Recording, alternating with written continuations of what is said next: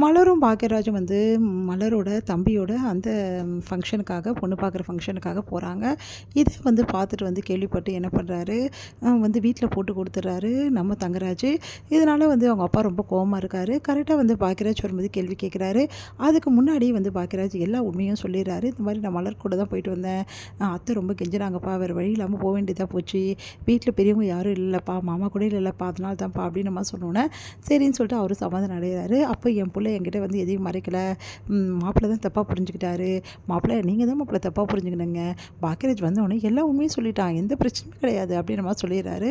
அதெல்லாம் கேட்ட தங்கராஜ், இந்த பாக்கியராஜ் மிஸ் ஆகிட்டானே, எப்படியாவது இவனை மாட்ட விடலான்னு நினச்சினே, என்னை எப்படியெல்லாம் வந்து டார்ச்சர் பண்ணால் என் பொண்டாட்டி பிரித்து வச்சு அதுக்காக பழி வாங்கலாம்னு நினச்சா இந்த மாதிரி ஆயிடுச்சே, வேறு ஏதாவது சந்தர்ப்பம் கிடைக்காம போகுது அப்படி சொல்லிட்டு யோசிச்சுட்ருக்காரு.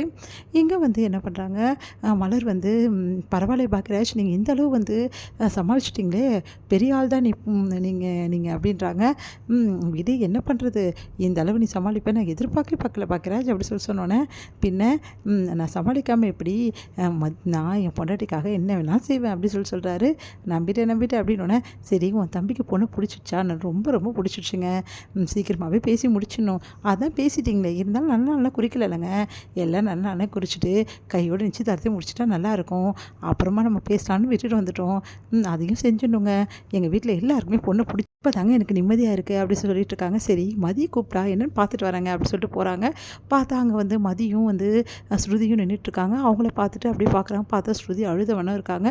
அதை பார்த்துட்டு வந்து என்ன நீ அவருக்கு பிடிச்சிடுச்சா பொண்ணை அப்படி சொல்லிட்டு கேட்குறாங்க. பிடிச்சிடுச்சு அப்படின்னோடனே உடனே வந்து அப்படியா, சரி சீக்கிரமாகவே கல்யாணம் பண்ண போகிறீங்களா அப்படின்னு சொல்லிட்டு கேட்டோன்னா, ஆமாம் ரொம்ப பிடிச்சிடுச்சு அவனுக்கு இந்த அளவு பிடிக்கும் நாங்கள் எதிர்பார்க்கல, அதே மாதிரி வீட்டில் உள்ளவங்க எல்லாருக்கும் பிடிச்சிச்சு. மதியம் உனக்கு தெரியுமா, அந்த பொண்ணு உண்மையிலே அழகாக இருக்கா, எங்கள் குடும்பத்துக்கு ஏற்றவளாகவும் இருக்கா, சீக்கிரமாகவே என் தம்பிக்கு கல்யாணம் நடக்க போகுதுங்க, எனக்கு இப்போ தான் நிம்மதியாக இருக்குது. என்ன நீங்களும் இப்படியே பேசுகிறீங்க, நீங்கள் பேசுறது நல்லாவே இல்லை நீ அப்படின்னோடனே, என்ன ஸ்ருதி என்ன பேசிகிட்டு இருக்க நீ அப்படின்னோடனே, பின்ன என்ன நீ என்கிட்டே இப்படி சொல்கிறீங்களே, நீ இது நியாயமா அப்படின்னு. நீங்கள் பார் ஸ்ருதி, ஏற்கனவே நான் சொன்னது தான், இந்த மாதிரி நீ பண்ணுறது கொஞ்சம் கூட சரியில்லை, நான் ஆல்ரெடியே சொல்லிட்டேன் இதெல்லாம் வேலைக்கே ஆகாதுன்னு சொல்லிட்டு, நீ மனசில் இந்த மாதிரி நினைக்கவே கூடாது, முதல்ல நான் சொன்னேன்ல மனசில் இருக்கிறதெல்லாம் அழிச்சிடுன்னு சொல்லிட்டு மறுபடியும் எதுக்காக இப்படி பேசிகிட்டு இருக்க அப்படின்னோடனே, என்ன நீ இப்படி பேசுகிறீங்க, வேறு எப்படி பேச சொல்கிற, வீட்டில் உள்ளவங்களுக்கும் எங்கள் குடும்பத்துக்கும் என்ன பிரச்சனை உனக்கு நல்லா தெரியும், அவங்களுக்கு ஆகவே ஆகாது, இந்த சூழ்நிலை நீ இப்படிலாம் பேச நல்லா இருக்கா, இங்கே பார்மதி எப்படி பேசுகிறான்னு சொல்லிட்டு அப்படின்னோடனே, நீ இப்படி பேசுவீங்க எதிர்பார்க்கல, நீ என் மனசை நீங்கள் தான் புரிஞ்சுப்பீங்கன்னு நினச்சேன், ஆனால் என் மனசை நீங்கள் சுக்குநூறு ஆக்குறீங்க நீ அப்படி சொல்லிட்டு ஓடி போயிடுறாங்க. ஸ்ருதி அழுதுகிட்டே, பாத்தியா மதி இந்த ஸ்ருதியை கொஞ்சம் கூட புரிஞ்சுக்கிறாளான்னு சொல்லிட்டு, நீங்கள் தாங்க புரிஞ்சுக்கல, என்ன மதி இப்படி பேசுகிற, வேறு என்னங்க பேசுகிறது,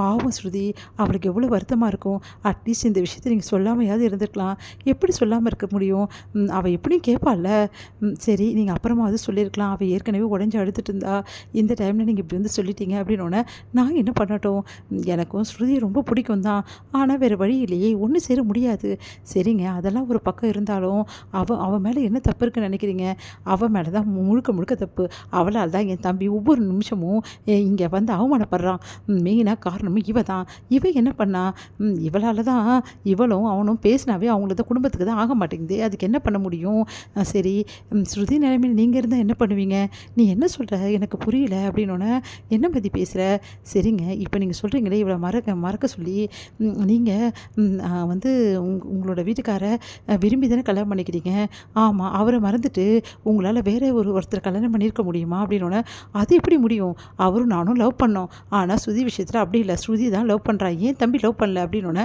கரெக்டு தாங்க, இருந்தாலும் ஸ்ருதி லவ் பண்ணுறாள், அவள் மனசில் உங்கள் தம்பி இருக்கும்போது அவளால் எப்படி நார்மலாக இருக்க முடியும், கொஞ்சம் யோசிங்க, அவன் நிலைமையில் இருந்தோம் ப்ளீஸுங்க, அவள் பாவங்க, நம்ம தான் அவளுக்கு சப்போர்ட்டாக இருக்கணும், அதுக்காக என்ன பண்ண முடியும், கல்யாணம்லாம் பேசி முடிச்சிட்டோம், அதே மாதிரி ஸ்ருதியும் வேலைக்காகாது இதெல்லாம் பற்றி பேசினா, இந்த விஷயம்லாம் வந்து தெரிஞ்சால் போதும் அத்தைக்கு பெரிய பிரச்சனை ஆகிடும், அதனால் இந்த விஷயத்தை இப்படியே விட்டு மதி அப்படின்னோடனே, மதி யோசிக்கிறாங்க என்ன பண்ணுறது அப்படின்னு சொல்லிட்டு